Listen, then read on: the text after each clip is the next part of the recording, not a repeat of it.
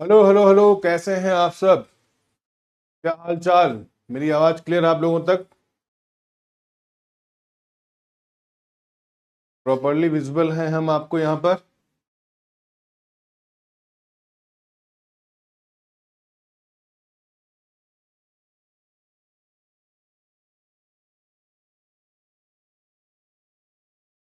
जय हिंद जय हिंद जय हिंद।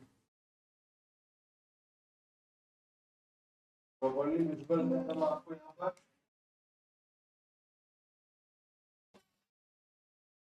अच्छा, एक बार बताओ तुम लोग, तुम्हारा सिलेबस खत्म हो गया क्या बाकी सब्जेक्ट का?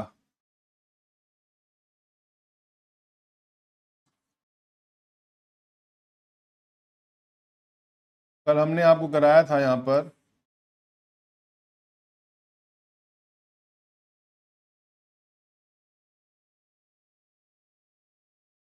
फ्रेशर,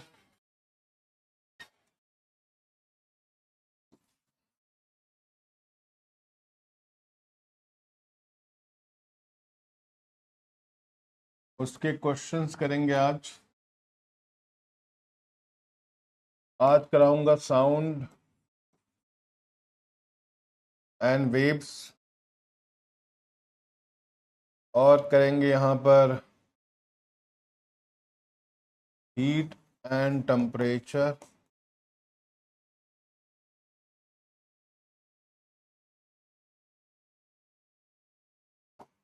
विस्कोसिटी जानेंगे,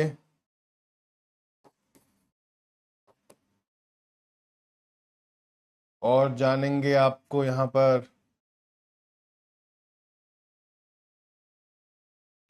कैपिलरी एक्शन,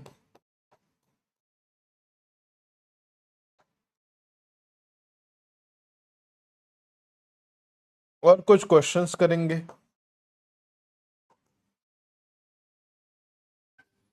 जय हिंद जय हिंद जय हिंद। बताओ जल्दी से, सारे सब्जेक्ट खत्म हो गए क्या तुम्हारे?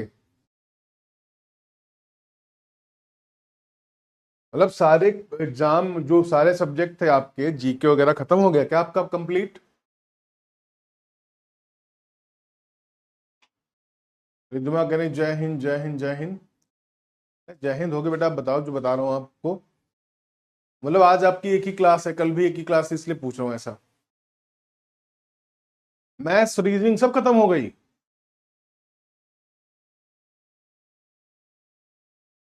रिमेनिंग क्या है? अच्छा बताओ जल्दी से, रिमेनिंग क्या क्या बचा है, जल्दी बताओ टॉपिक। कौन कौन से सब्जेक्ट बचे हैं हमारे आपके एग्जाम के लिए यहाँ पर?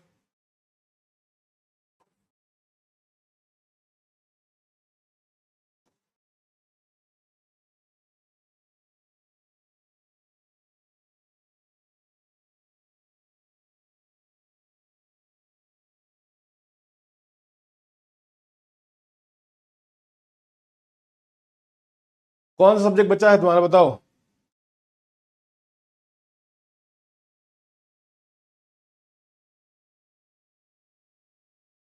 केमिस्ट्री बची होगी, बायो बचा होगा,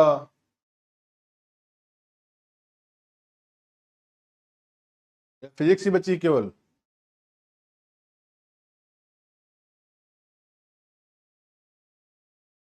जो पूछ रहे हैं वो नहीं बता के बाकी सब लोग जय हिंद ही कर रहे हैं। जय हिंद बेटा, जय हिंद सभी को। ऋत्विक, ऋत्विका है, जानवी है, काव्या है, माया है, निकिता है, सभी ने बता दिया जय हिंद, लेकिन ये नहीं बताया क्या क्या खत्म हो गया। इसका क्रिया क्या होती है पूछा गया यहाँ पर। सर सिर्फ केमिस्ट्री और फिजिक्स, बाकी सब खत्म हो गया। हाय राम, मैं ही दोषी हूं क्या?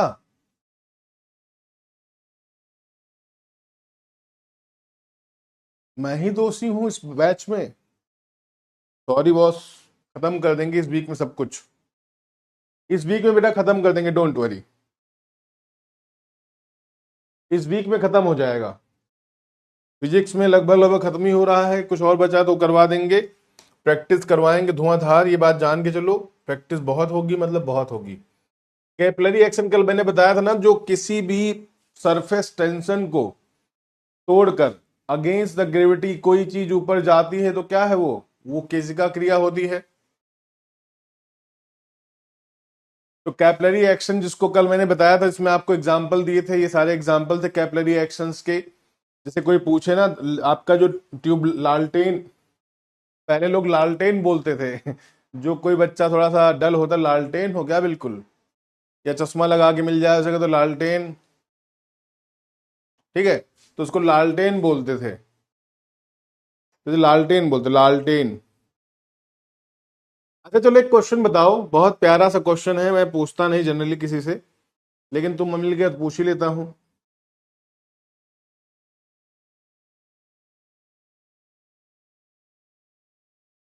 साउथ पोल में जो हमारा पहला एक्सपीडिशन सेंटर है उसका नाम क्या है? साउथ पोल में हमारे कई सारे एक्सपीडिशन सेंटर है ना, तो उसका नाम क्या है? और लेटेस्ट जो उसका नाम क्या है?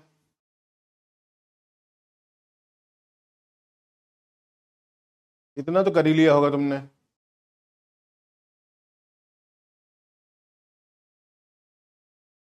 तो तब तक हम पढ़ते साइंस, नहीं कहोगे सर पढ़ा कुछ और ने पूछ कुछ और रहे। अरे मन में आया पूछ लिया।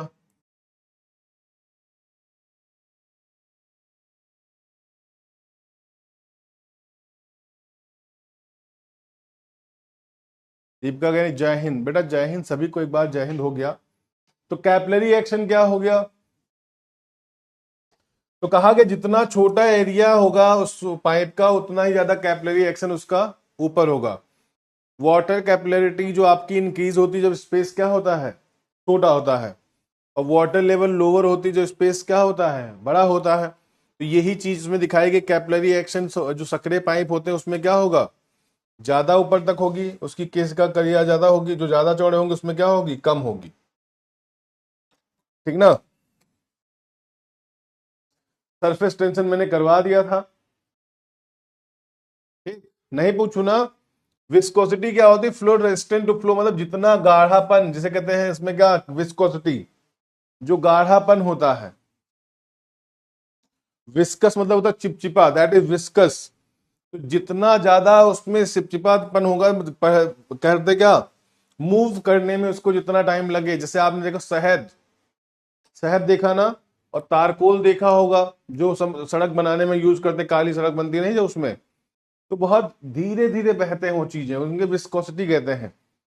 ऐसा लिक्विड जो क्या हो, measure to fluid resistance to flow, मतलब ऐसा द्रव्य जो बहने में क्या हो, बहुत धीमा हो, या बहने में उसको बहुत ज्यादा टाइम लगे। तो हाइयर विस्कोसिटी जो इसकी हो सकती है क्या है, हनी की क्या है, 12,200 सेंटीमीटर है ये।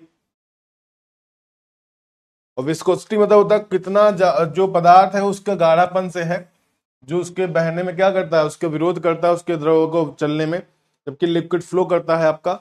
लेकिन जब लिक्विड को कोई चीज फ्लो करने में उसके अगेंस्ट काम करे, दैट इज विस्कोसिटी। से आप चलते हैं, चलने में कोई आपको रोके, उसे क्या कहते हैं, फ्रिक्शन। वैसे लिक्विड जो कोई मूव करता है, उस लिक्विड को जो रोके उसके मूवमेंट से, दैट इज विस्कोसिटी।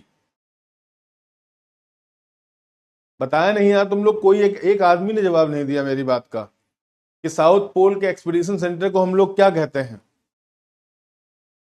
हमारा जो साउथ पोल का पहला एक्सपीडिशन सेंटर है उसका नाम क्या है?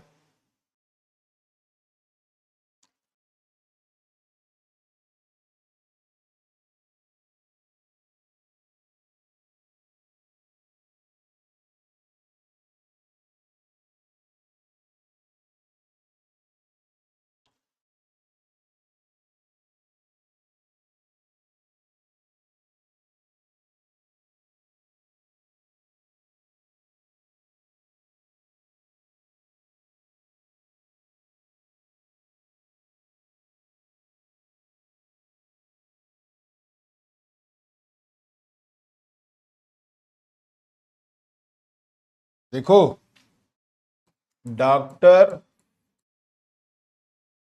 सैयद जहूर कासिम गए थे वहां पर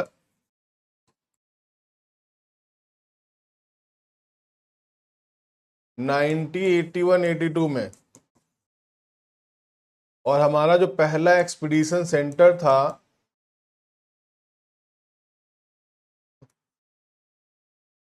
उसका नाम था दक्षिण गंगोत्री।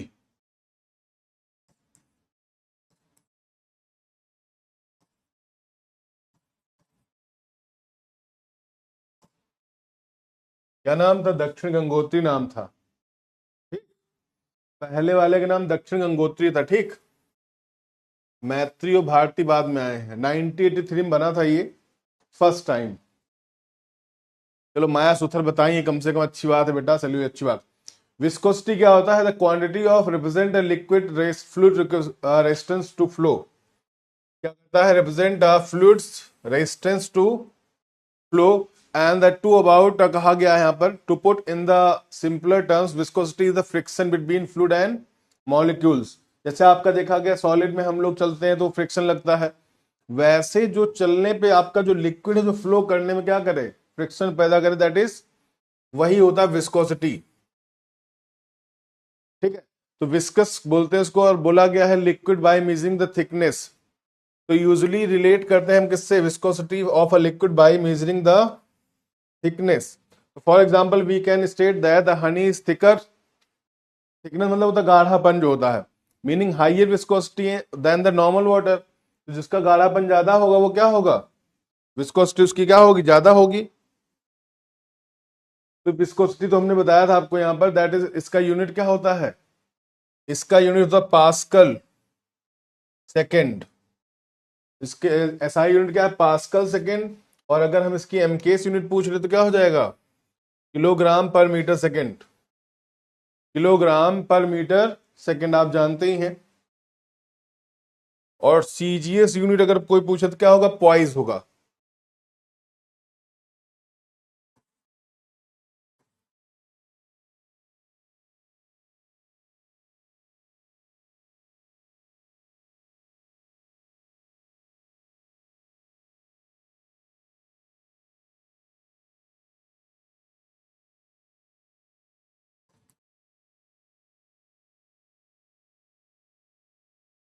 और एसआई, एसआई क्या होगा? Pascal second. एमकेएस क्या होगा? किलोग्राम पर मीटर सेकेंड। सीजीएस क्या होगा? पॉइस। ठीक।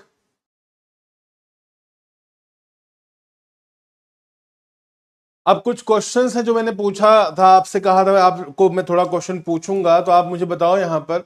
देर are no external force, the shape of a liquid drop is determined by. When there are no external force, कोई बाहरी बल अगर ना लगे तो पानी की जो बूंदे हैं उनका जो आकार है वो किसके द्वारा निर्धारित होता है? पानी के जो बूंदों का आकार किसके द्वारा निर्धारित होगा?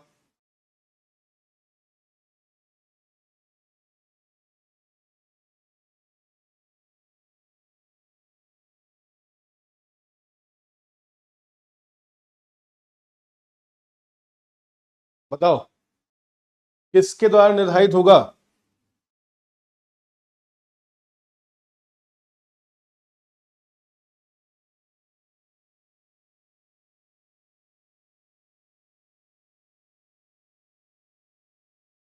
बताओ फटाफट। किसके द्वारा ऑन हो बताया जाएगा? तो ये सरफेस टेंशन जो होता है पानी का उसके अकॉर्डिंग होगा, सरफेस टेंशन ऑफ लिक्विड। तभी कुछ लोग डाउट में आके कुछ और ही टिक कर दिए। डाउट में मत आया करो। Rain drop are spherically shape of because of, simple जानते हो सरफेस टेंशन की वजह से ही होगा। Surface of the water contact with the glass wall is, तो किस फॉर्म में? ये बहुत बेहतरीन क्वेश्चन है, बताओ। जो पानी की जो बूंद है, अगर पानी की बूंद अगर किसी कांच की दीवार को टच करती है तो किस शेप में करती है वो? Surface of water. बताओ क्या होगी?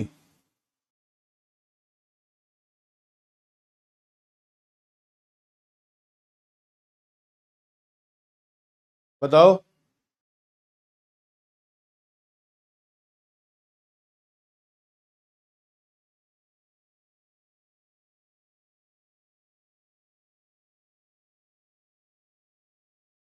किसमें होगी? आप लोग सभी लोग ज्ञान गंगा की बौछार कर लो यहाँ पर। तो पानी की सरफेस पूछा गया कॉनकेव होगी, क्योंकि देखो ऐसे पानी की कोई पाइप है, ग्लास का, ग्लास है, कांच का ग्लास है, इसमें हम पानी भरेंगे तो कुछ ऐसा दिखेगा ना ये।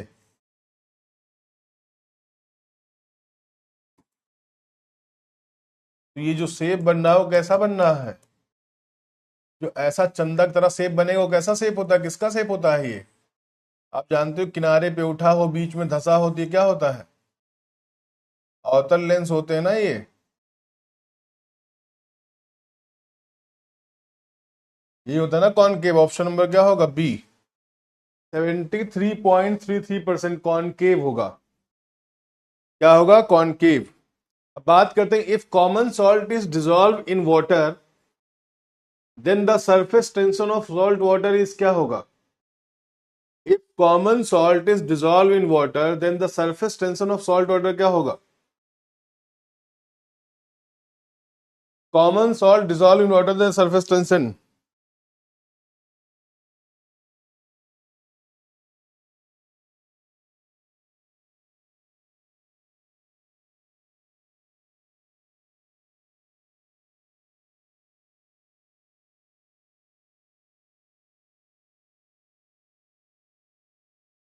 क्या होगा? देखो मैंने कहा कि रिवर में स्विमिंग क्या होती है? River versus sea. किसमें तैरना आसान है? तैरना कहाँ आसान है? इजी टू स्विम कहाँ होगा?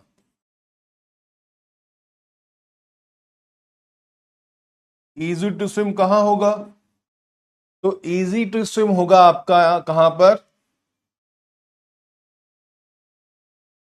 सी में, क्योंकि उसकी सैलिनिटी क्या होती है? ज्यादा होती है कंपेरिजन टू रिवर। इसलिए आप जब भी पानी मिलाएंगे तो सरफेस टेंशन क्या हो जाएगा? इंक्रीज हो जाएगा। सरफेस टेंशन क्या हो जाएगा? इंक्रीज रहेगा। नमक मिलने के बाद जो पानी का प्रस्थ तनाव क्या होता है? बढ़ जाता है। नमक कम होगा, पानी का प्रस्थ तनाव कम होगा। Unit of surface tension is same that of, बताओ सरफेस टेंशन की यूनिट किसके बराबर होगी? तो the unit of surface tension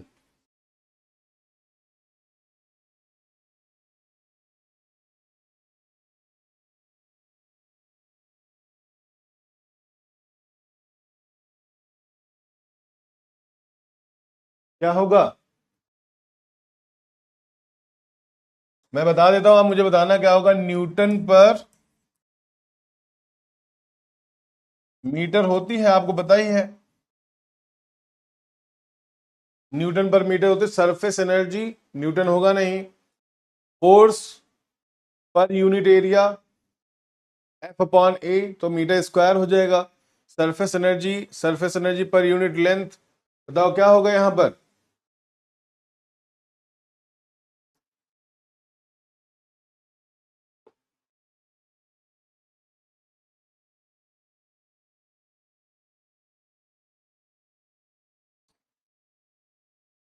force होगा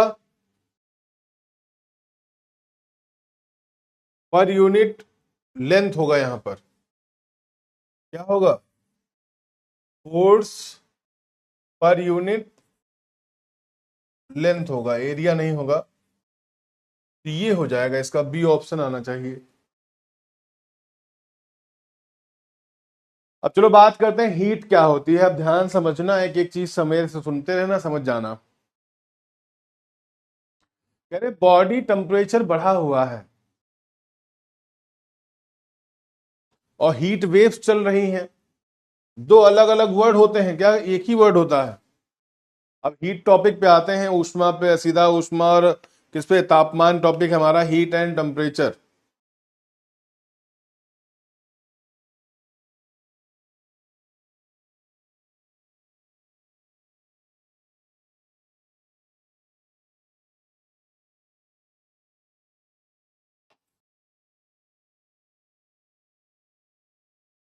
बताओ कौन बताएगा?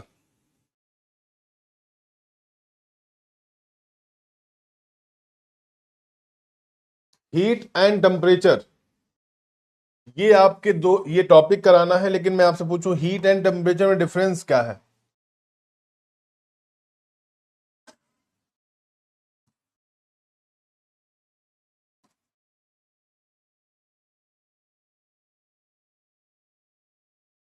क्या होता है हीट एंड टेम्परेचर, बताओ जल्दी फटाफट। हीट एंड टेम्परेचर में डिफरेंस देखो, हमने कहा कोई चीज हमने तापमान बढ़ा दिया, हीट वेव्स हो गई, उसका हमें जो एहसास होता है ना, लेवल ऑफ हॉटनेस, उसको हम बोलते हैं टेम्परेचर। जिससे हम उसको मीजर करते हैं, हीट का जो लेवल है जिसे मीजर किया जाए, दैट इज कॉल्ड टेम्परेचर। तो लेवल ऑफ हॉटनेस क्या होता है? टेम्परेचर।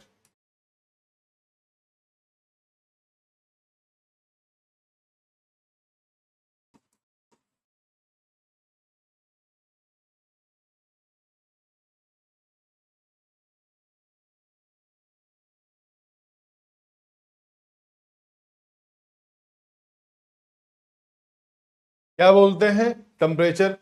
हीट क्या होता है जरा देखो। हीट एक ऐसा फिजिकल फैक्टर है जिससे हमें गर्मी और ठंडी का एहसास होता है। It's a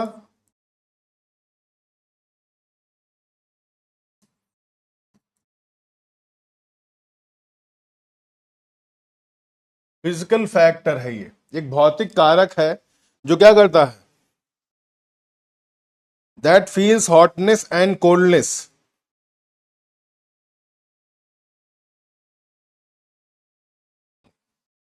that feels hotness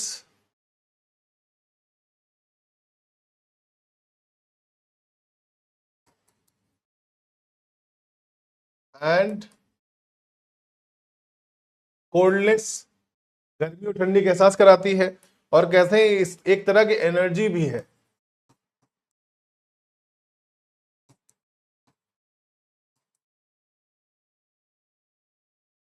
क्या है? Type of energy. अगर आदमी, जो आदमी कहे मर गया, ठंडा पड़ गया, वो जोश ठंडा हो गया क्या, ऐसे बोलते हैं, जोश ठंडा हो गया क्या, तो एनर्जी मतलब खत्म हो गई क्या, ऐसे कहते हैं। जोश ठंडा होना मतलब एनर्जी खत्म हो गई। तो हीट क्या है? इधर टाइप ऑफ एनर्जी। जब आपके अंदर बहुत गर्मी है, कहते हैं बहुत गर्मी है इसके खून में, बोलते ना, बहुत गर्मी है, तो गर्मी मतलब क्या है, उसके अंदर एनर्जी है। तो हीट क्या है? एक टाइप की एनर्जी तो हुई ना, कि ज्यादा गर्मी एनर्जी है तो दैट इज हीट है। और नई एनर्जी, ठंडा पड़ गया क्या, क्या ठंडे हो गए क्या, ठंडे पड़ गए, अब नहीं बोलोगे कुछ, इसलिए बोलते हैं it is type of energy.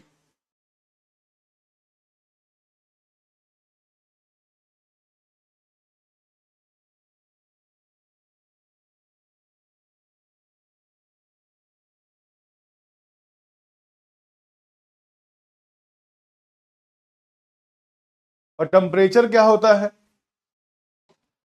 Temperature क्या होता है?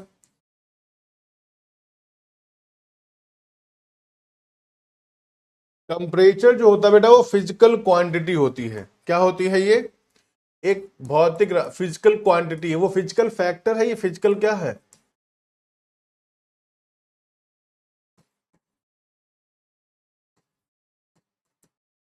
जो हमें गर्म और ठंडे का एहसास कराता, मतलब गर्म और ठंडे के जो मेजरमेंट होता है, तो it helps to measure the hotness and coldness.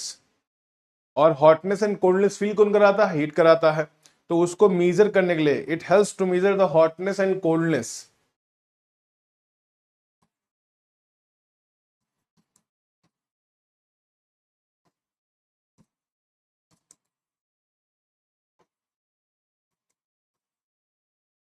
ठीक है, गर्मी और सर्दी का एहसास कराएगा, दैट इज ये होगा। तो ट्रांसफर क्या होगा? जब भी हीट होगी, हीट हमेशा किधर ट्रांसफर होगी? हॉट से कोल्ड की तरफ। आप देखे होंगे आपका शरीर गर्म है, तो आप जो लोग आदमी ठंडे हैं, उसमें आपकी गर्मी चली जाती है। लेकिन कभी ये सोचो कि जो आदमी ठंडा है, क्या उस आदमी, गर्म आदमी जो आपका है, जिसका हाथ बहुत गर्म कर रहा है, उसका हाथ कभी और ठंडा कर देगा? नहीं करेगा। तो हमेशा गर्मी किधर, हीट किधर जाती है? जैसे विंड्स होता है, वो हाई प्रेशर से हमेशा किधर जाती है? लो प्रेशर की तरफ। लाइक विंड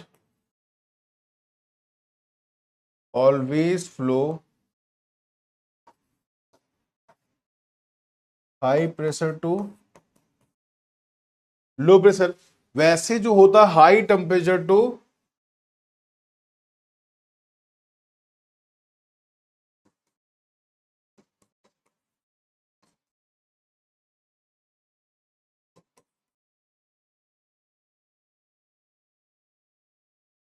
लो टेम्परेचर की तरफ।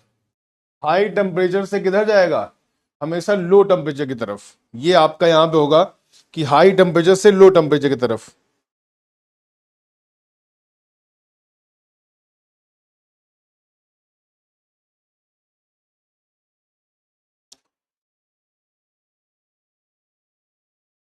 समझ आई बात इतनी?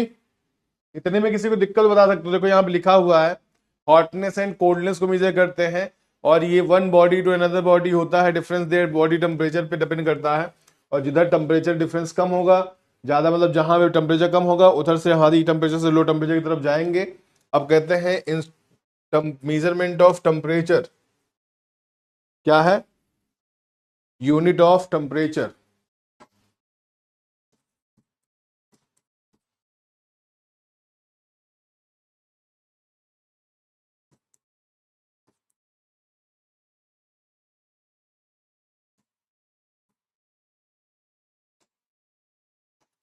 कई तरह की यूनिट्स का यूज किया था टेम्परेचर को मेजर करने के लिए, वेरियस टाइप। मेनली क्या है? Mainly three type of units.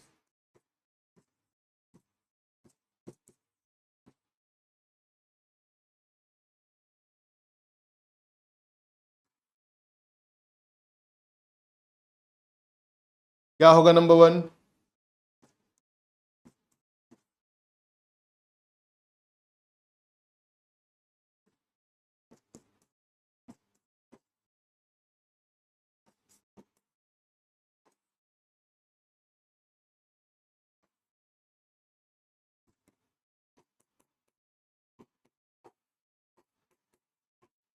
Kelvin. ये तीन आपके हैं जिनसे हम मेजर करते हैं टेम्परेचर को, डिग्री सेल्सियस, डिग्री फ़ारेनहाइट और kelvin. Clear?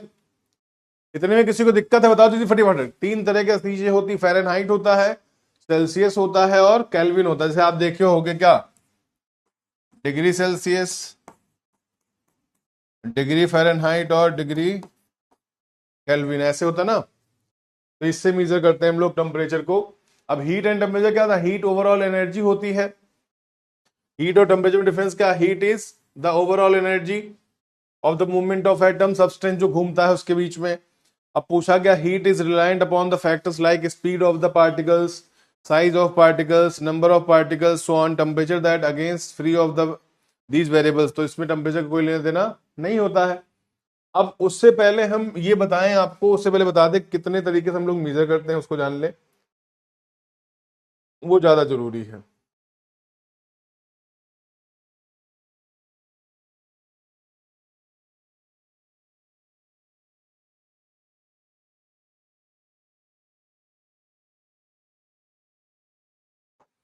Units of temperature,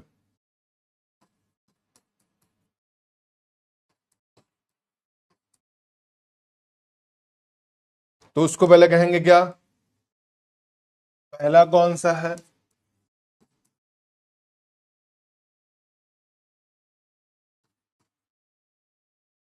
degree Celsius है। इसकी खोज कब हुई थी, या सेंटीग्रेड बोल देते हैं हम लोग, 1742 में हुई थी।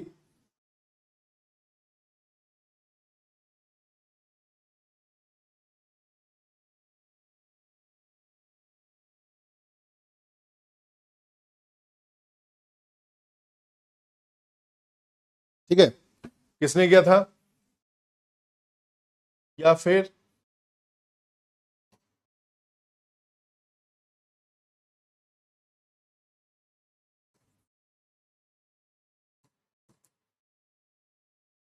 कब खोजा गया था ये?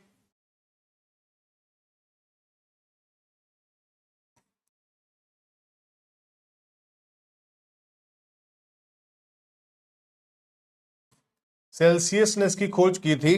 और इसकी रेंज क्या होती है?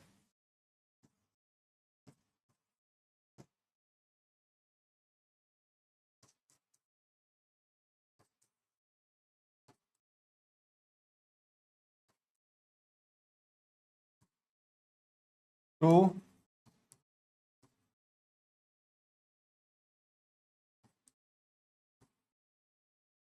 यही है, मतलब 100 डिग्री सेल्सियस होगा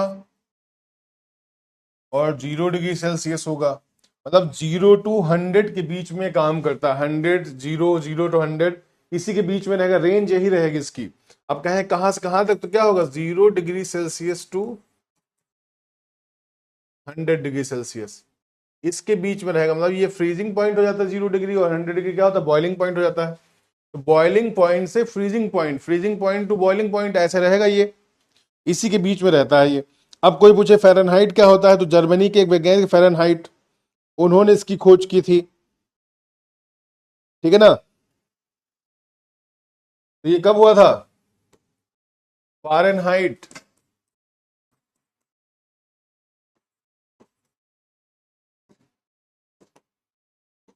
1717 में इसकी खोज हुई थी। 1717 में इसकी खोज हुई थी। रेंज क्या है इसकी, तो वही है ना, जो एक फ्रीजिंग पॉइंट होगा वहां शुरू होगी,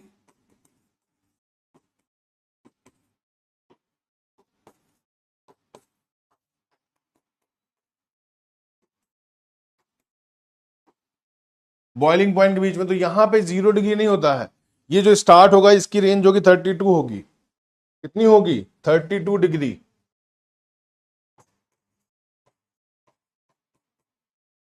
टू 212 डिग्री फ़ारेनहाइट। यहां पे जो 0 डिग्री का मतलब होता है, यहां 32 डिग्री फ़ारेनहाइट का मतलब होगा, और ये 212 इसके बीच में रहेगा। अब तीसरा आता है केल्विन। केल्विन जो आपका होता है, उसकी खोज किसने की थी, केल्विन ने की थी, लॉर्ड केल्विन थे ये, और 1852 में किया था। कब किया था, 1852 में। तीसरा होगा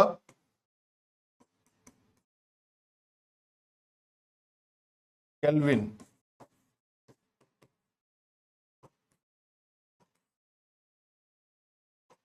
ठीक है। इसमें क्या होगा,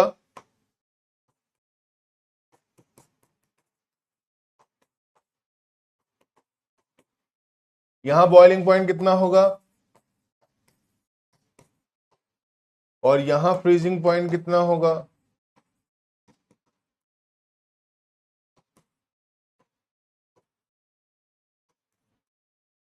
273 केल्विन। तो ये आपका यहाँ पे केल्विन है। र्यूमर स्केल भी आता है, लेकिन उतना कोई फायदा नहीं है र्यूमर स्केल का, क्योंकि 0 से 80 के बीच में ही रहता है वो, ठीक है। र्यूमर स्केल एक और छोटा सा स्केल है, जान लो यहां पर, अभी कभी काम आ जाए तो पूछा सकता है ये। र्यूमर स्केल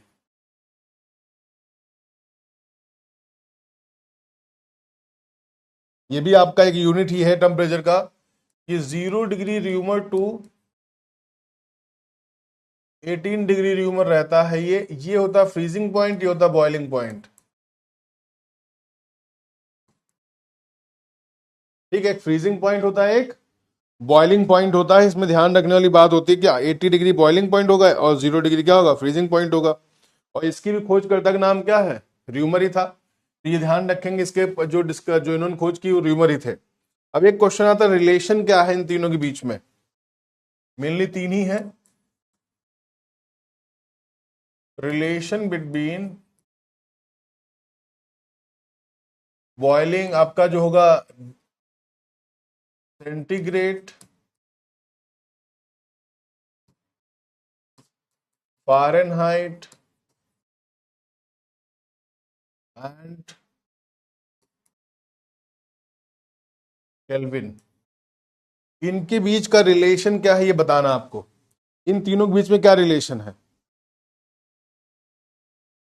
अगर चारों को बताना, चारों को बता सकते हैं। तो क्या होगा, C/5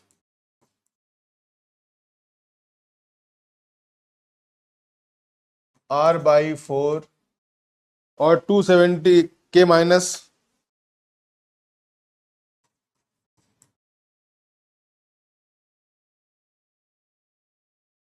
ये तो ये इसके बीच का रिलेशन सबके बीच में है। जिसमें आप जानते हैं के का मान क्या है, फिर एफ का मान क्या है, सारा चीज। तो ये अगर चारों के बीच में रिलेशन देख लोगे ना तो यही हो जाएगा। यहां र्यूमर स्केल भी लिख सकते हो। तो अगर आपको किसी एक का पता हो, जैसे कोई भी है, जैसे मान लो फॉर एग्जांपल मैंने कहा if temperature is 40 degree Celsius, है ना, then the reading on Reaumur scale क्या होगी। ये क्वेश्चन पूछ लिया गया है। अब बताओ जल्दी से आंसर क्या होगा। अगर आप बता पाओगे बता ले जाओगे, फट से बता ले जाओगे अगर दिमाग काम कर गया होगा तो। जल्दी बताओ।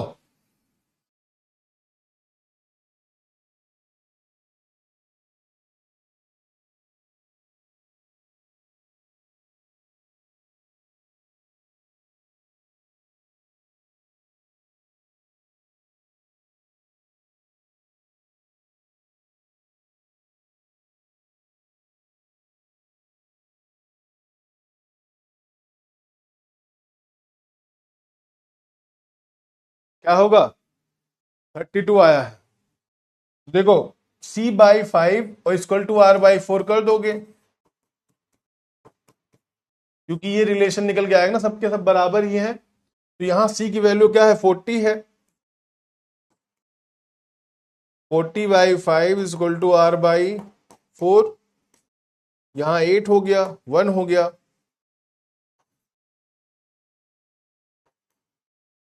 32 आ गया, नहीं आ गया। बहुत बढ़िया। तो ऐसे ही क्वेश्चन निकाल लोगे आप, इसमें कोई बड़ी बात नहीं। अब बताओ एब्सोल्यूट जीरो टेम्परेचर क्या होता है। एक क्वेश्चन बताओ, एब्सोल्यूट जीरो टेम्परेचर।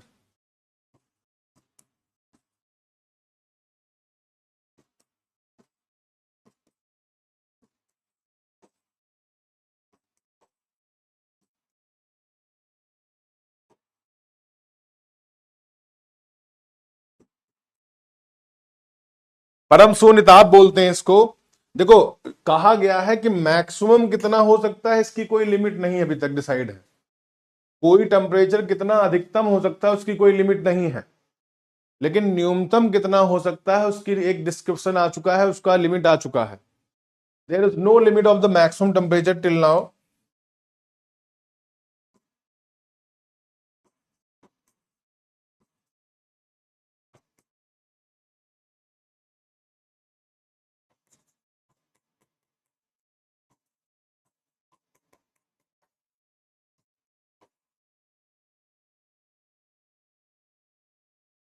कोई भी लिमिट नहीं है मैक्सिमम टेम्परेचर की, ठीक है, लेकिन मिनिमम डिसाइड हो चुका है।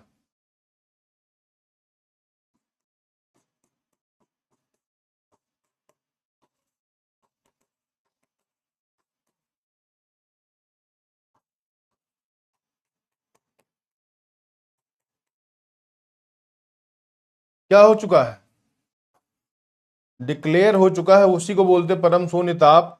और वो कितना है,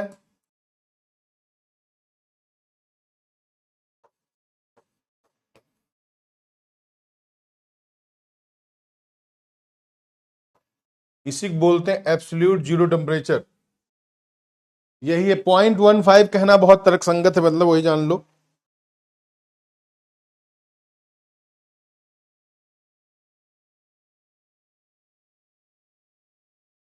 अब बताओ relation between temperature and thermal energy क्या है। Relation between temperature and thermal energy क्या है, बताओ।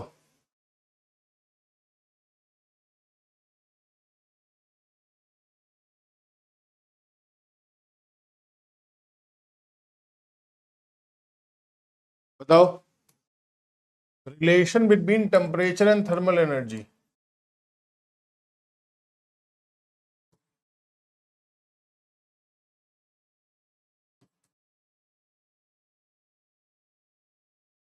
बताओ।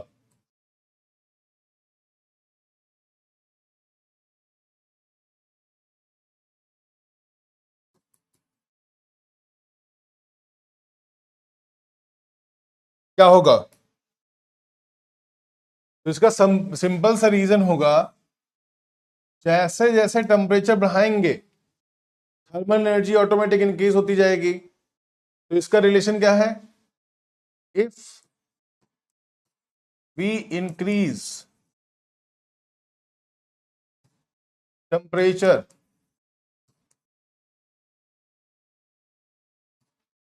the thermal energy also increase।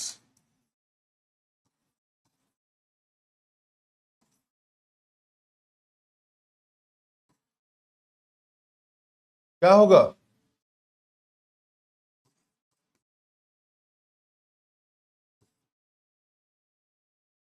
Thermal energy also increase, यही रिलेशन है इसमें।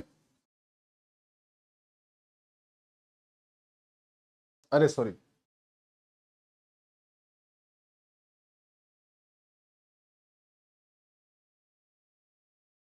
यहां लिखना डिग्री सेल्सियस और ये माइनस है, और ये दूसरा क्या लिख सकते हैं इसमें, या फिर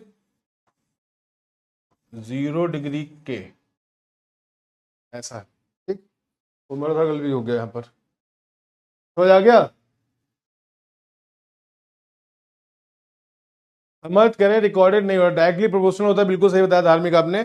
अब बेटा रिकॉर्डेड तो आपके उसी में होते जहां पहले मिलते थे, कोई चेंजेस तो आए नहीं अभी तक मेरे हिसाब से।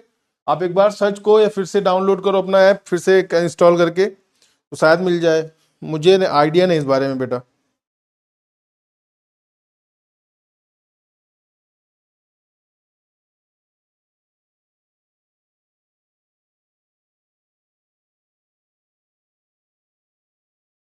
लिखो एक क्वेश्चन जरा करो यहां पे, फिर मैं चलता हूं, बताता हूं आपको आगे। एक क्वेश्चन कर लो।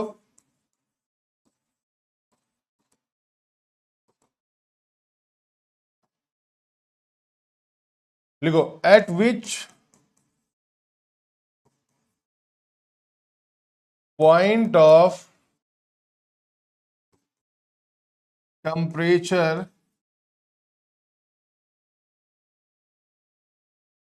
फ़ारेनहाइट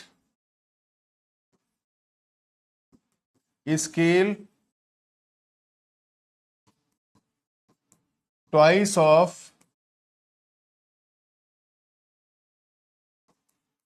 सेल्सियस, मतलब किस टेम्परेचर पर फ़ारेनहाइट का वैल्यू टेम्परेचर सेल्सियस से दुगना होगा।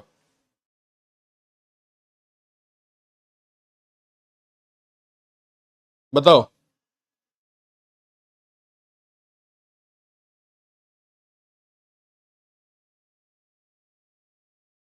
और ह्यूमन बॉडी का आइडियल टेम्परेचर क्या होता है, जल्दी बताओ।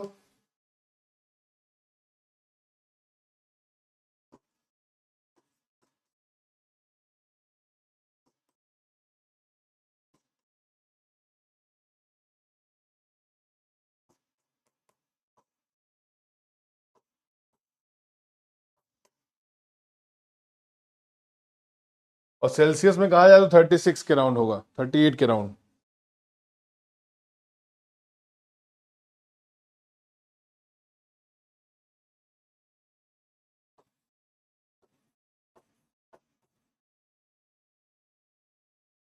बताओ फटाफट।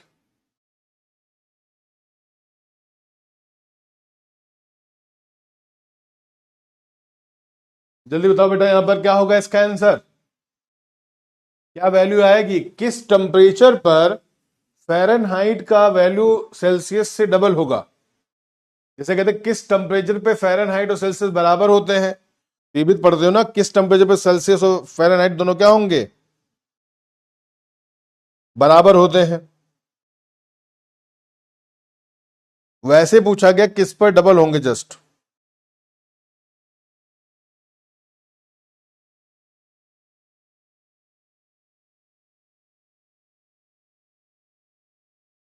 तो आप कहते हैं इक्वल कब होता है,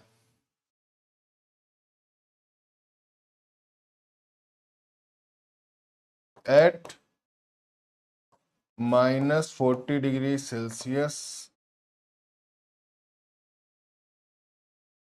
and -40 degree Fahrenheit, both value are equal.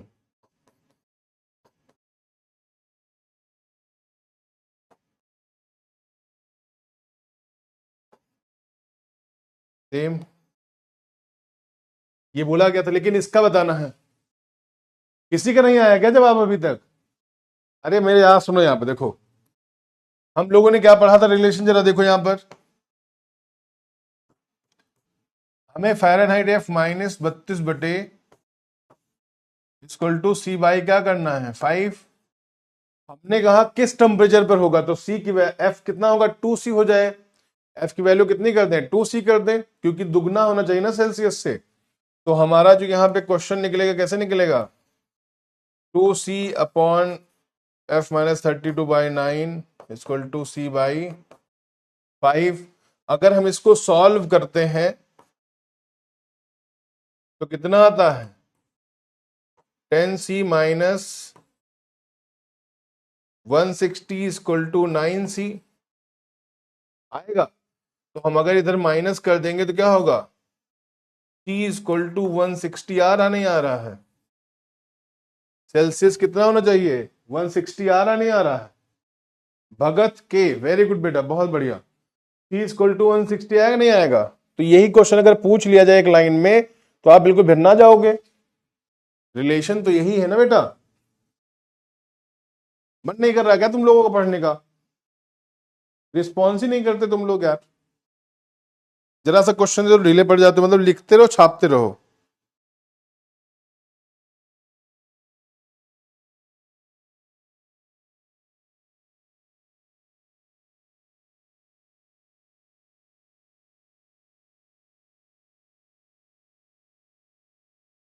चलो आगे चलते हैं।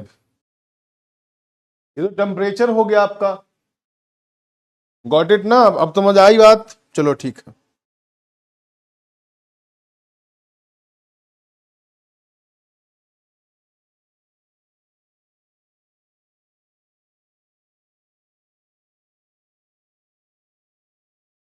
थर्मोडायनेमिक्स क्या करती है, हीट और उसकी मैकेनिकल जो प्रॉपर्टीज हैं उसके बीच के जो रिलेशन को डिस्क्राइब करती है, उसी को क्या बोलते हैं, हीट एंड मैकेनिकल वर्क के रिलेशन को जो डिस्क्राइब करे दैट इज थर्मोडायनेमिक्स।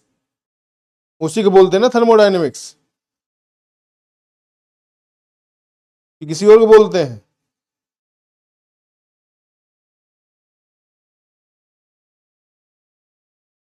अब बोलो स्पेसिफिक हीट क्या होती है।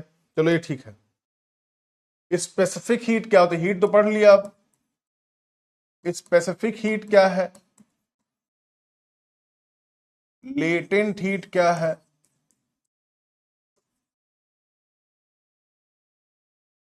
पहले बताओ स्पेसिफिक हीट क्या है,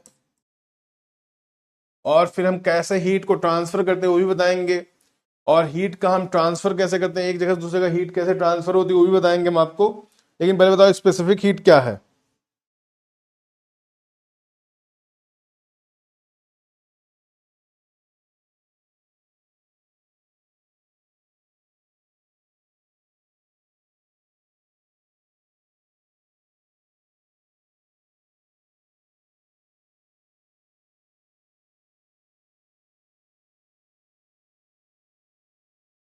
बताओ। तो स्पेसिफिक हीट मतलब होता है विशिष्ट ऊष्मा।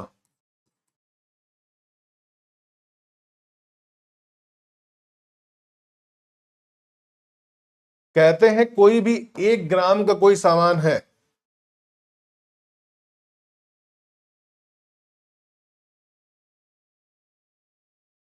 The amount of heat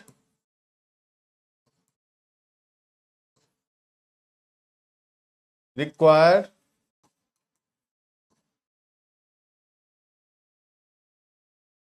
which require to increase 1 degree Celsius temperature of 1 gram mass object।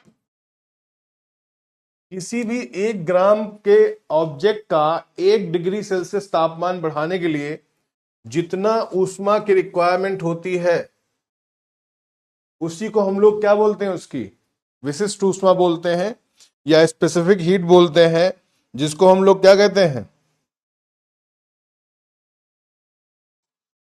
S equal to Q upon M delta T। S क्या है? S वो ऊर्जा है या कह सकते हैं हीट है जो दी गई है, और M क्या है? मास है। T क्या है? तापमान है। और Q क्या है? एक आपकी लेटेंट हीट, स्पेसिफिक हीट है। और इसका मात्रक क्या होगा? कैलोरी प्रति ग्राम डिग्री सेल्सियस। कैलोरी पर ग्राम डिग्री सेल्सियस, ये इसका यूनिट होगा। और एस क्या है?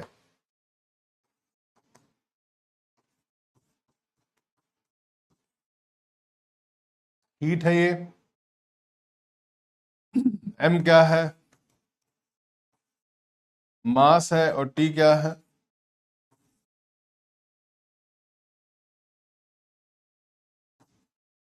तो क्यों स्पेसिफिक हीट हो जाएगी, बस खत्म। अब गुप्त ऊष्मा क्या होती है? किसी चीज को अपनी अवस्था बदलने के लिए, या उसके अंदर जो ऊष्मा होती है उसको कहते हैं अपनी अवस्था परिवर्तन के लिए जो ऊष्मा की रिक्वायर्ड होती है, एनर्जी की जरूरत होती है, उससे उसकी क्या बोलते हैं? गुप्त ऊष्मा। गुप्त ऊष्मा में जानते हो ना, लेटेंट हीट। जैसे कोई पूछे लेटेंट हीट किसकी ज्यादा है, भाप की ज्यादा है, किसकी ज्यादा है? एक होता है वाटर वेपर, या वेपर होता है, या कह सकते हैं स्टीम। स्टीम हो गया, और दूसरा हो गया हमारा क्या? आइस हो गया। इन दोनों की लेटेंट हीट बताओ जरा क्या होती है, फटाफट बताओ। लेटेंट हीट क्या होती है?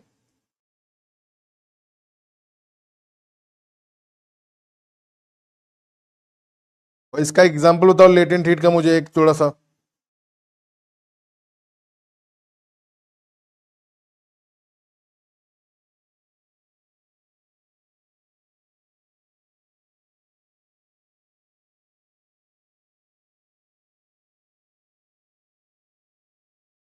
लेटेंट हीट क्या होती है? The amount of energy which required to change their one phase to another, या one form to another form में, to change their state without change in temperature. क्या होगी वो? गुप्त ऊष्मा होती है, उसकी एक गुप्त ऊर्जा होती है, बोलते हैं लेटेंट हीट बोलते हैं उसको।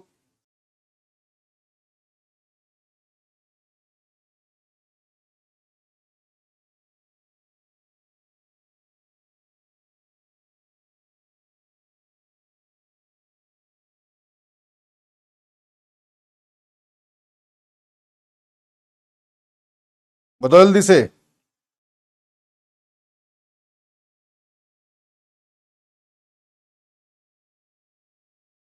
The heat is absorb and release by a substance that is called latent heat. जैसे मैं पूछूं स्टीम की क्या होती है, जैसे आप देखते होंगे पानी से जल गए तो कोई आग से जलने पे आपको उतना दिक्कत नहीं होगी, लेकिन उंगली अगर आप रोटी में डाल दो तो आप बहुत तेज जल जाओगे। अप्रॉक्स 640 कैलोरी होगी, और इसकी क्या है? 80 कैलोरी है। आप देखते होंगे जो स्नोफॉल होता है तब टेम्परेचर ज्यादा नहीं होता है। ड्यूरिंग स्नोफॉल टेम्परेचर क्या होगा? बढ़ा रहेगा। लेकिन जब आपका क्या होगा? आइस मेल्ट होगी, तो टेम्परेचर क्या हो जाएगा? गिर जाता है। क्योंकि देखो कहा जाता है गुप्त ऊष्मा क्या है, जब किसी चीज को बिना तापमान बदले उसको एक फॉर्म से दूसरे फॉर्म में जाने के लिए जितनी रिक्वायर्ड एनर्जी होती है उसी को लेटेंट हीट बोलते हैं। अब क्वेश्चन पूछा गया कि बर्फ जो है वो उसको पिघलने के लिए 80 कैलोरी एनर्जी चाहिए, तो वो आसपास की एनर्जी को क्या करता है? एब्जॉर्ब कर लेता है, तो उससे आसपास का टेम्परेचर डिक्रीज हो जाता है। बर्फ गिरती तो कोई टेम्परेचर नहीं कम होता, लेकिन जब पिघलती तो होता है। वैसे ही आग से जलोगे तो आपकी एनर्जी का लेवल कम होगा, लेकिन भाप से जलोगे तो एनर्जी का लेवल क्या होगा? ज्यादा होगा। ठीक।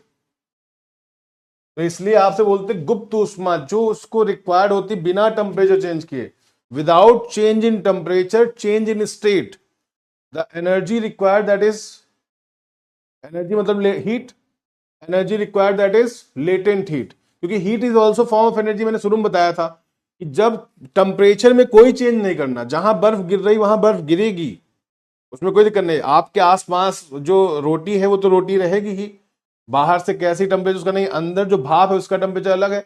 Without change in any temperature, the change in form of any object या state of any object, the energy required या एनर्जी रिलीजेस, दोनों चीजें हैं, that is called latent heat. समझ आएगी आप इतने में आगे नहीं आ गई? तो ये आपसे क्वेश्चन इतने पूछे जाएंगे, लेटेंट हीट पूछते हैं बर्फ पिघलती है तो ज्यादा गर्मी होती है, या बर्फ गिरती तब ज्यादा गर्मी होती है? तो जब बर्फ गिरती तो गर्मी रहती है, मतलब माहौल पहले कंपेरिजन में गर्म ही रहेगा।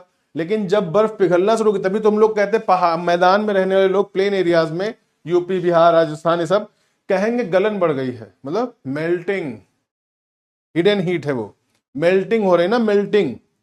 तो टेम्परेचर इसमें नहीं चेंज होता है, इसमें मीडियम चेंज होगा, लेकिन विदाउट चेंज इन टेम्परेचर जो एनर्जी रिक्वायर्ड होगी, जो एनर्जी रिलीज होगी, उसी को बोलते हैं लेटेंट हीट, राइट। इसमें एब्जॉर्ब भी होता है, रिलीज भी होता है, दोनों होता है। अब हीट ट्रांसफर कैसे कैसे होती है जरा देखो, कंडक्शन से। घर में कंडक्शन होगा, इंडक्शन होगा, सब कुछ होगा। तो हीट ट्रांसफर कैसे हो रही है? ट्रांसफर ऑफ हीट के मीडियम बताओ, जल्दी जल्दी जल्दी फटाफट बताओ। और इसका एग्जांपल बताओ जल्दी से आप लोग अपने इसमें कमेंट बॉक्स में लिखे क्या क्या है हीट के ट्रांसफर के आपके पास option.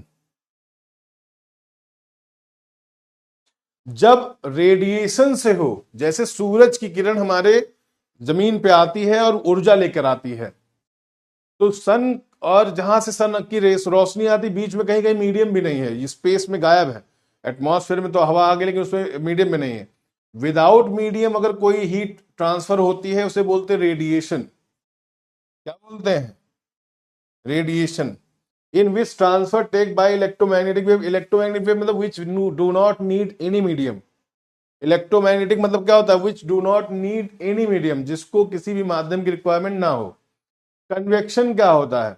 Heat movement of the heated substance, जो मूवमेंट होता है, पानी गर्म कर रहे हैं हम लोग, नीचे पानी गर्म हो रहा, पानी गर्म होने, नीचे वाला पानी ऊपर पानी आके गर्म कर दे रहा है, मतलब उसमें मूवमेंट आ जा रहा है, गर्म चीज अपनी जगह से दूसरी जगह जाके पानी को क्या करती है? ट्रांसफर ऑफ एनर्जी कर देती है, उसे क्या बोलेंगे? कन्वेक्शन। आपकी जो पानी आपने गर्म की, नीचे जो भाप गई, वो आपकी एनर्जी लेकर ऊपर चली गई, ऊपर जाते थे क्या हो गई? ठंडी हो गई, हीट ट्रांसफर हो गई। तो जब गर्म चीज ऊपर क्यों जाती? क्योंकि ऊपर माहौल ठंडा है। आपने देखा होगा, आपने पढ़ा एटमॉस्फेयर में जैसे ऊपर जाते हैं टेम्परेचर गिरता जाता है। जब कोई चीज गर्म करते हैं तो किधर जाएगी? जिधर माहौल ठंडा होगा। अब आप सोचो, बिरयानी खाए हो कभी? बिरयानी खाए हो? बिरयानी में दम लगाते हैं, एक नीचे भी आग है, ऊपर भी आग रख देते हैं, मतलब ऊपर का कोई चीज ऐसा नहीं, नीचे वाली चीजें ऊपर चली जाए, ऊपर से भी गर्म कर दिया, मतलब बीच में ही उमस जाओ। दम तभी लगेगा ना, पता चला नीचे गर्म किए, वो ऊपर आ गया, ठंडे की तरफ आ गया, तो नीचे वाला तो जल जाएगा, ऊपर वाला नहीं जलेगा। दम लगाने, ऊपर भी गर्म नीचे गर्म करने से क्या होता है? कोई भाप आपका ऊपर नहीं आ पाता, नहीं तो नीचे वाली चीज जल जाए। दम लगाते मतलब ऊपर भी से भाप नीचे आए, नीचे से भाप भी ऊपर आए। बॉइलिंग नहीं, रोटी के अंदर भाप, स्टीम की बता रहा हूं मैं, मैंने भाप की नहीं बताई, स्टीम। उस जब वो उसमें जो एनर्जी आती है वो कितनी होती है? 540 कैलोरीज। उसके अंदर जो एनर्जी छिपी होती है, किसी भी भाप के अंदर जो एनर्जी छिपी होती है, तभी स्टीम इंजन चलाए जाते थे। पानी को गर्म करने में डिग्री सेल्सियस लगा, लेकिन जो एनर्जी आई वो कितनी आई? वो तो टेम्परेचर है, और लेवल ऑफ हॉटनेस नापते हीट है वो, तो उसके अंदर जो छुपी हुई ऊर्जा है वो कितनी है? 540, ये 636 बोलते हैं, वैसे 540 640 बोलते हैं उसको। 636 कहीं कहीं लिखा होता है, लेकिन 640 होती है अराउंड, वो उसके अंदर छुपी हुई ऊर्जा है वो।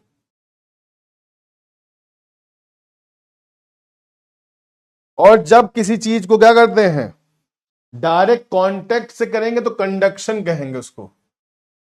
इंडक्शन से कंडक्शन याद रखना, इंडक्शन पे रखने के बाद ट्रांसफर होती ना एनर्जी, इंडक्शन से कंडक्शन याद रखना यहां पर बेटा, इंडक्शन से कंडक्शन याद रखना, टू रिमेंबर।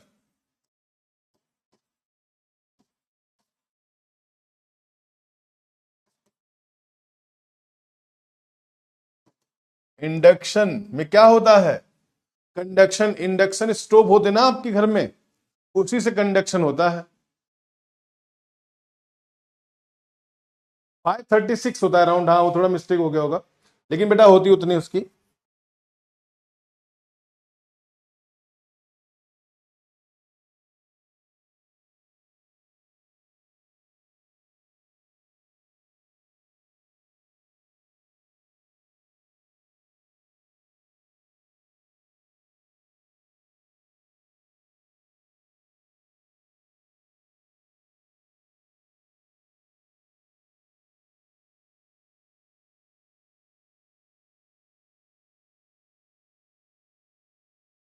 हाँ 536 मतलब 540 लिखते गए गए, इसको मैं सही कर देता हूँ, डोंट वरी। हाँ 540। ठीक, अब ठीक है ना? बताओ जल्दी से। तो ये जब इंडक्शन से याद रखो, कंडक्शन तो क्या होगा, ये होगा। कन्वेक्शन से क्या होगा, ये होगा। रेडिएशन से क्या होगा, ये होगा। तो तीन तरीके से हीट ट्रांसफर होती है, जरा फोटो देख लो, पता चल जाएगा। ये आपने दूर से, आप हाथ, आग है नीचे जल रही है, आप हाथ सेकते हैं तो मान लो आपका प्रैक्टिकल हो गया। लेकिन अगर मैं इसको दूर से बताऊं, सन,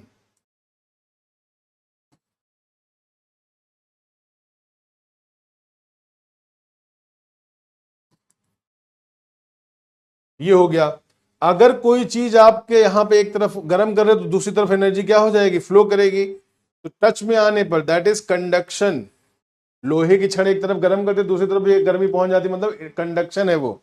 और रेडिएशन क्या है, ये कन्वेक्शन हो गया आपका। कन्वेक्शन मतलब जो आपका नीचे से ऊपर की तरफ जा रहा है। और रेडिएशन ये क्या होगा, यहां पे क्या होगा।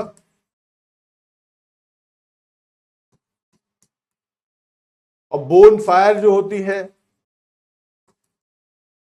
वो क्या होगी,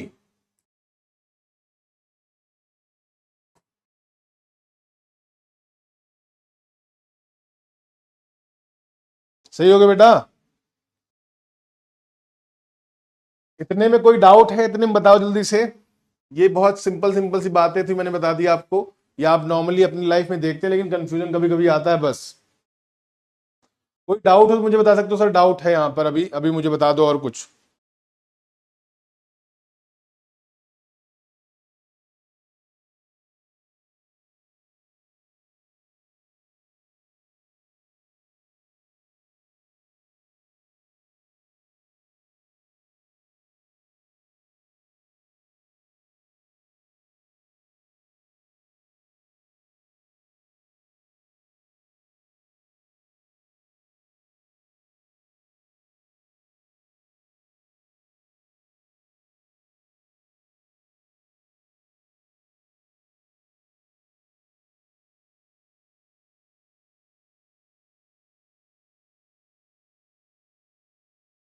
बताओ जल्दी से।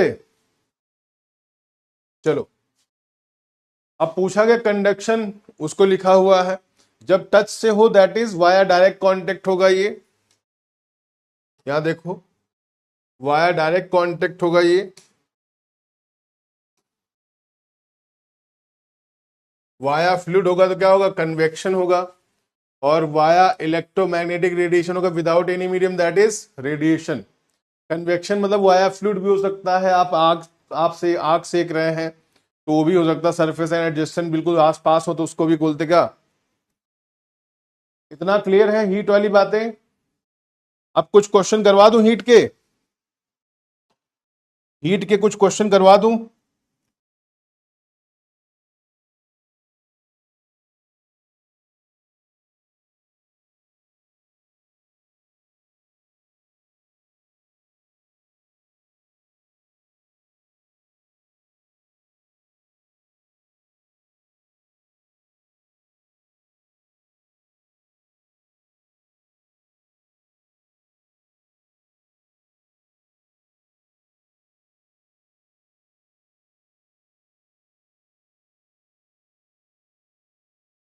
चलो ठीक है, कुछ क्वेश्चन करवाता हूँ, फटाफट आप आंसर बता दे चलो, जिससे आपका थोड़ा बहुत तैयारी हो जाए यहाँ पर।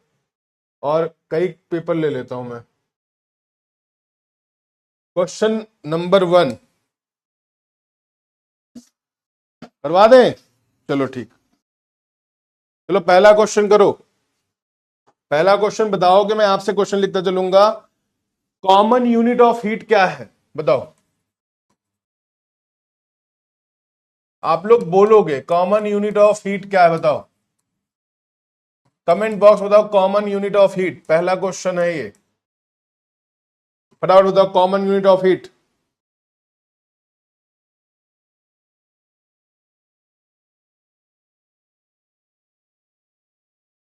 अगर मैं कॉमन यूनिट पूछा, यहां पे चार ऑप्शन दे दूं।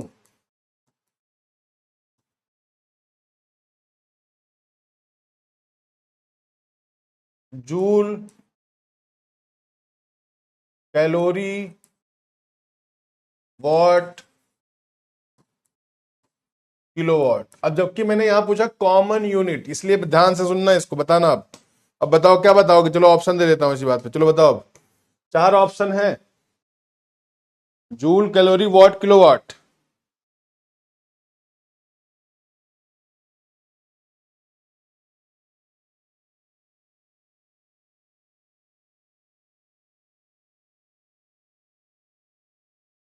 बताओ बेटा, कॉमन यूनिट अगर बात की जाए हीट की, क्या है? Heat is a energy, other thing बाद में आएगा, लेकिन कॉमन यूनिट इसकी क्या है? कॉमन यूनिट इसकी कैलोरी ही है। अब आप देखो कैसे कहते हैं, एसआई यूनिट इसकी क्या है?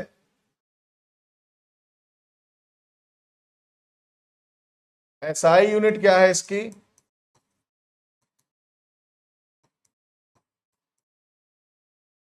जूल है। एसआई यूनिट क्या होगी? जूल होगी। तो एक कैलोरी में कितने जूल होते हैं?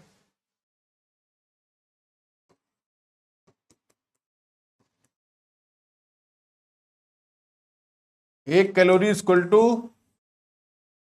4.2 जूल होता है। ऐसे होता, नॉर्मली ऐसे होता। अब यहां जूल के बारे में क्वेश्चन नहीं पूछा जाएगा, तो ये कैलोरी होता, तो यहां पे आपको ध्यान रखना होगा क्या होगा, और 1 जूल इक्वल टू,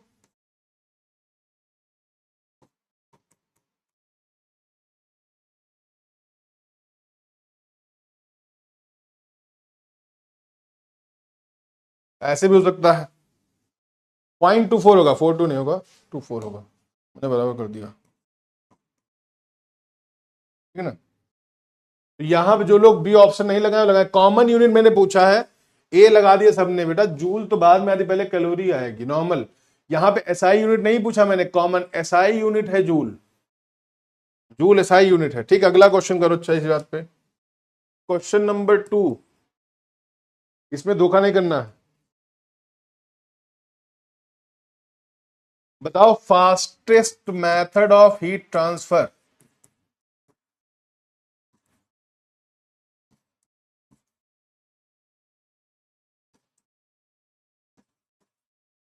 ऑप्शन दूध देता चलता हूं जिससे आप लोग कंफ्यूज ना हो।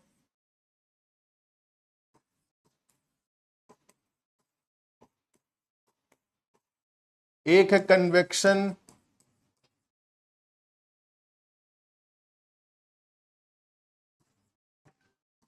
कंडक्शन,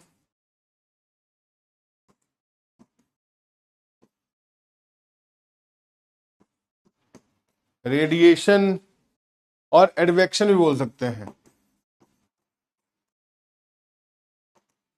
चार ऑप्शन दे दिए, बताओ जल्दी से। चार ऑप्शन दे दिए, बताओ क्या होगा फास्टेस्ट मेथड।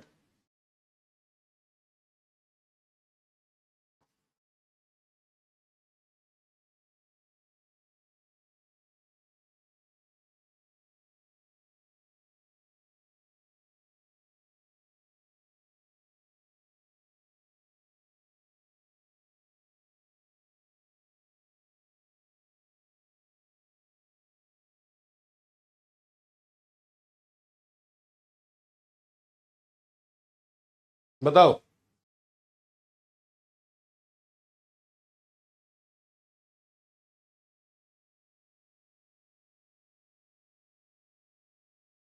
तो जिन्होंने बताया, देखो रेडिएशन होता है, रेडिएशन देखो क्यों होता है,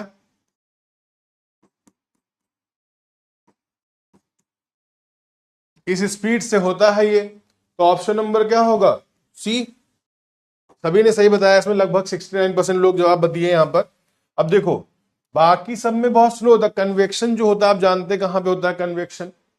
कंडक्शन आप टच से होता है। एडवेक्शन जो होता है वो किसमें होता है? गैस में होता है ये। और सॉलिड में जो होता है वो क्या होता है?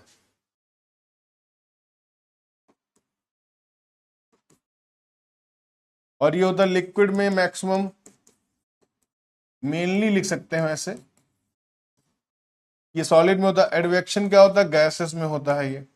तो आप सिंपल देखेंगे ये आपके अलग अलग चीजें हैं। अब पूछा गया यहां पर कि द्रव के अंदर जो हीट ट्रांसफर कैसे होगी, हीट ट्रांसफर इन लिक्विड्स कैसे होता है?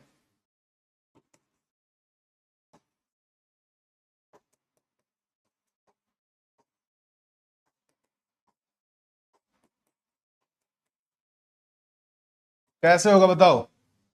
हीट ट्रांसफर इन लिक्विड्स कैसे होगा, फटाफट बता दो कि जो लिक्विड में हीट ट्रांसफर कैसे होती है। तो आपको नॉर्मली पता है लिक्विड में ट्रांसफर कैसे होगी, जब नीचे से वो एनर्जी ऊपर की तरफ जाएगी तो क्या कहेंगे उसको? तो सबसे बड़ी बात होगी क्या, उसमें कन्वेक्शन ही होती है, जिसको हम लोग क्या बोलते हैं, संवहन।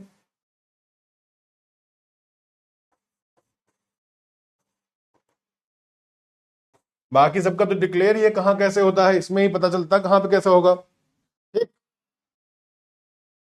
अगर मान लो दिन में टेम्परेचर कितना है, क्वेश्चन नंबर 4, जब देखते जल्दी कौन बताएगा।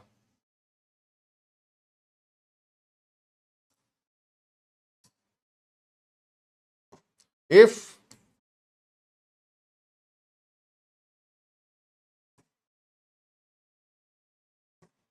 टेम्परेचर, डे टाइम टेम्परेचर कितना मान लेते हैं, 25 डिग्री सेल्सियस कर लेते हैं, हाँ यही सही है। Then the reading on Kelvin क्या होगा, केल्विन में क्या होगी इसकी रीडिंग?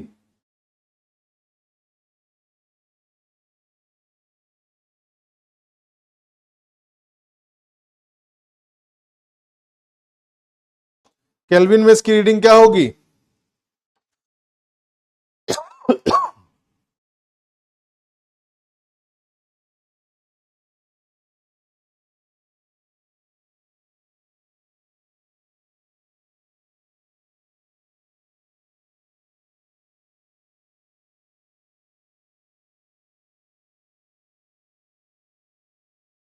क्या होगी?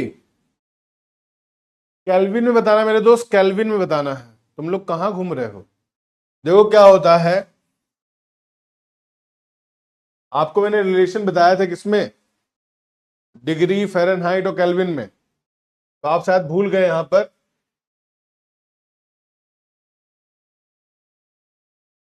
देखो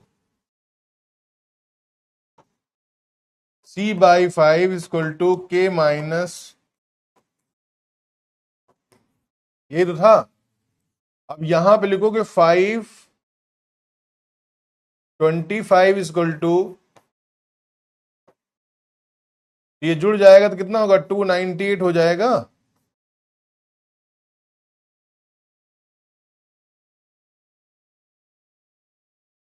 ये तो जवाब आएगा ना।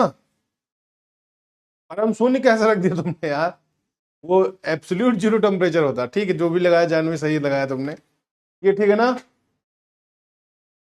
बहुत बढ़िया। गोल्डन, धार्मिक, माया, इन सभी का जवाब बिल्कुल सही है बेटा, बहुत बढ़िया, वेरी गुड। चलो अब अगला क्वेश्चन कर लेते हैं। अगला क्वेश्चन पूछा गया, if the height increases then the boiling point of a water क्या होगा?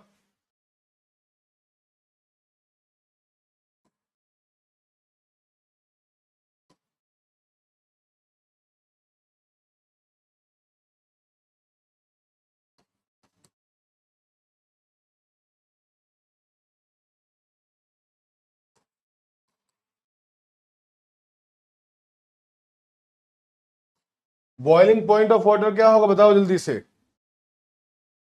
अगर हाइट बढ़ेगी तो बॉइलिंग पॉइंट क्या होगा?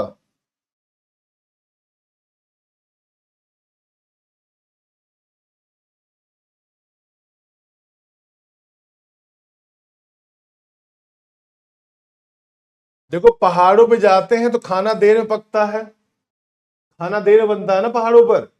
रीजन क्या है उसका, कि बॉइलिंग पॉइंट डिक्रीज हो जाएगा।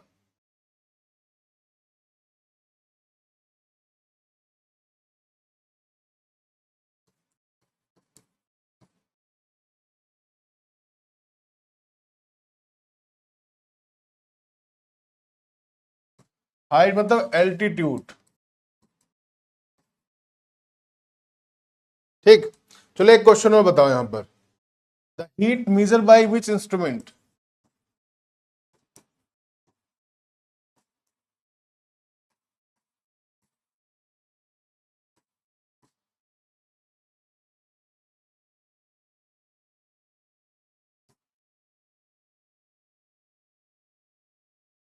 किस इंस्ट्रूमेंट से हम लोग हीट मेजर करते हैं? बताओ। बहुत बढ़िया, सभी ने बताया, डिक्रीज सही बताया आपने। किससे मेजर करते हैं? नाम बताओ। थर्मोमीटर, अल्टीमीटर, ओडोमीटर, किससे? बताओ। यहां पर ऑप्शन दे देता हूं, चलो।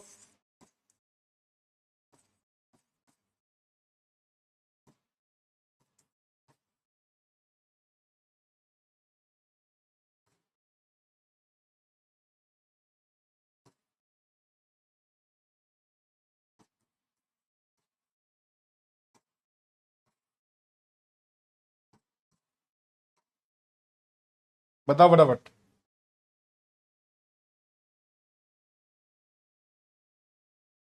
क्या होगा इसका जवाब?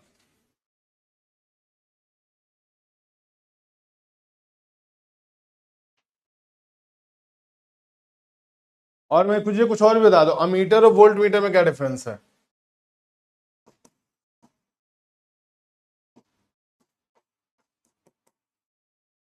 ये तो मैं करा भी चुका हूं तुम लोगों को ना शायद। बताओ जल्दी से।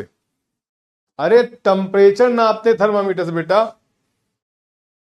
हमने हीट पूछा है, तो थम हीट नापते किससे? कैलोरी मीटर से। अभी थोड़ी पहले बताया, कैलोरी ही सबसे बड़ा यूनिट है उसका। थर्मामीटर से टेम्परेचर नापते हैं, हीट अलग होता है, टेम्परेचर अलग होता है, ठीक। इससे क्या नापते हैं?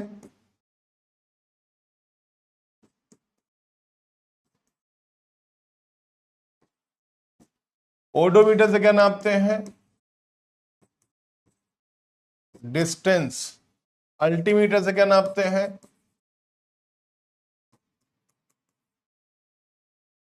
Height in air. अब पूछा कि अमीटर से क्या नापते हैं?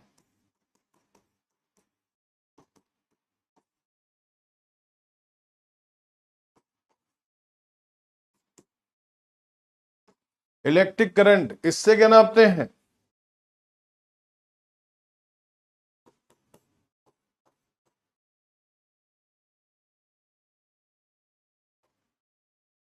वोल्टेज। पहचान क्या होती है? अमीटर जो होता है उसमें ऐसे ए बना होता है, और इसमें क्या बना होता है? बी बना होता है।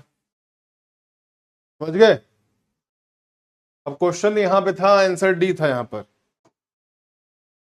75% लोग सही जानते बात को। क्लियर? अब साउंड शुरू करा जाए, क्वेश्चन और पूछा जाए।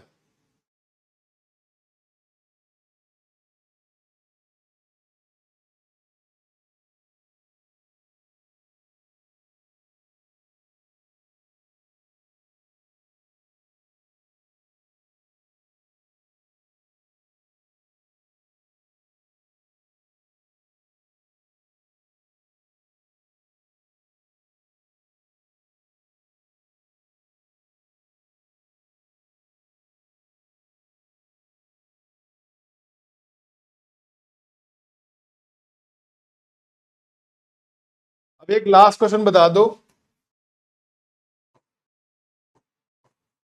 What is the colour inside solar cooker? बताओ जल्दी से। कलर क्या होता है? सोलर कुकर के अंदर का रंग कैसा होता है? बताओ फटाफट।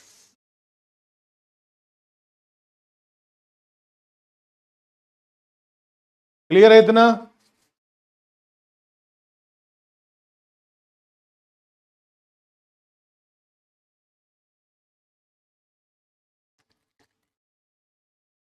तो कैसा होता है जल्दी बताओ फटाफट। ये कोई एक पहला क्वेश्चन आंसर आया, ब्लैक, बिल्कुल सही बताया।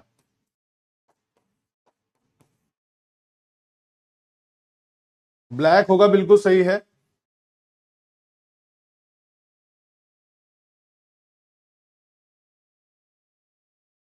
चलो बात करते हैं साउंड की।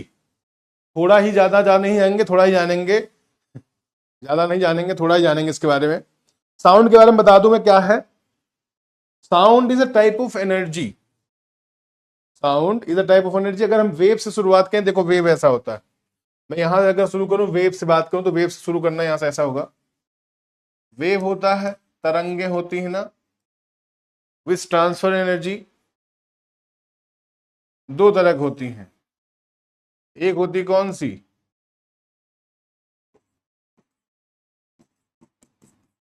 एक मैकेनिकल वेव होती है और एक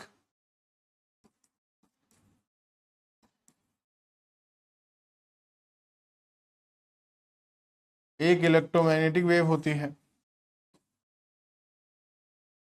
तो मैकेनिकल वेव जो होती है उसको क्या चाहिए,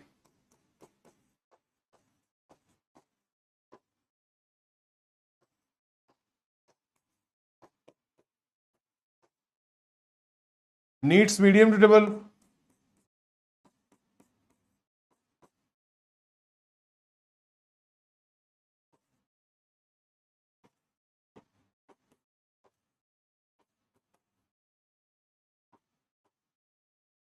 नो मीडियम रिक्वायर्ड।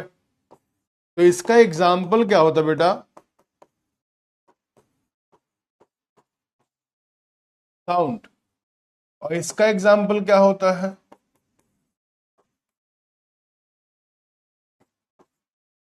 लाइट। तो कुछ ऐसा होता है, ट्रांसफर ऑफ एनर्जी होता है जिसको हम कहते हैं वेव्स बोलते हैं। वेव क्या है, transfer of energy.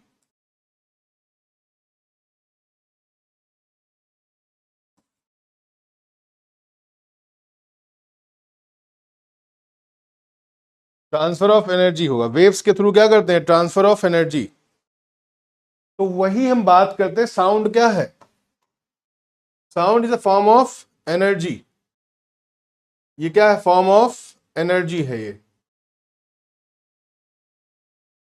It is a form of energy. और ये भी पूछा गया है कि it produce by vibration of object and it produce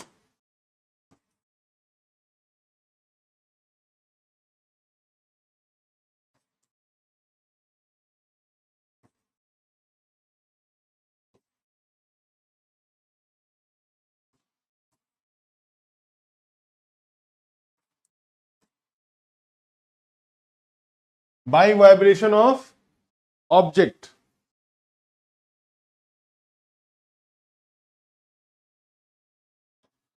मनुष्य में क्या होता है, वोकल कार्ड होता है।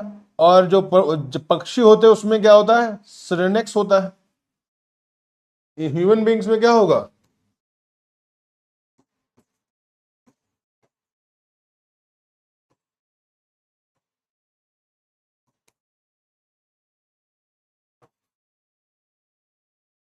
और इन बर्ड्स में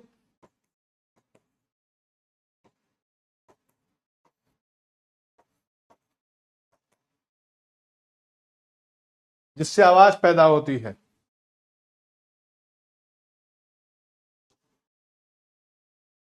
तो ये क्वेश्चन पूछा था क्या, सिरनेक्स होगा या फिर वोकल कॉर्ड बोलते हैं उसको हम लोग, वॉइस बॉक्स। और ममल्स में भी कैसा होता है, वोकल कॉर्ड जिसे लिर्नेक्स बोलते हैं। वोकल कॉर्ड का क्या बोलते हैं,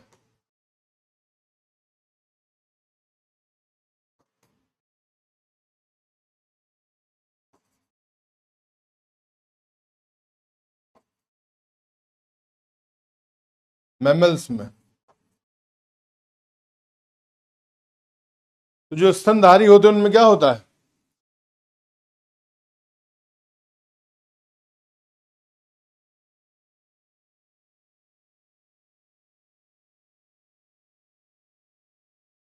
तो साउंड के लिए बता दिया, always require medium but light need no medium.